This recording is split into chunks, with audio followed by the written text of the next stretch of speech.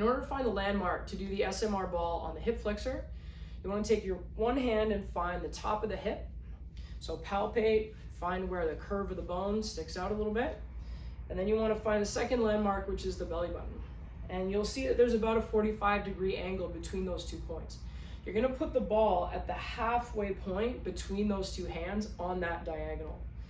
What that means is when you lie down on the floor, you're starting in sort of the soft part of the abdominals, and the small adjustments that you're going to make when you're on top of the ball, you're working to find your way around just into where the top of the hip bone is, and potentially in and down and behind a little bit. You can't really get behind with a ball, but that's kind of the direction that you're trying to go. So remember, the hip flexor connects your femur to L1 through L5. So it actually comes up over the edge of the pelvis, and that's the point where we're trying to find the opportunity to place the ball and then work a little bit of length into it.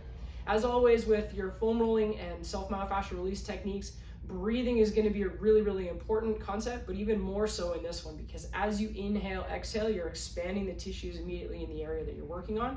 So you really want to try to use those exhales to try to relax and kind of melt the body down around the trigger point ball.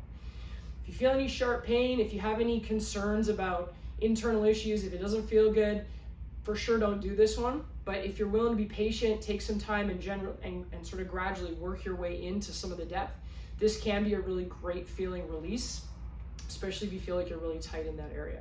So if you feel like you want to try it, if you feel safe doing so, go ahead. If this feels sketchy to you at all, remember, we say if it feels sketchy, it is. So you can definitely switch this one out and go back into foam rolling the quad as an alternative.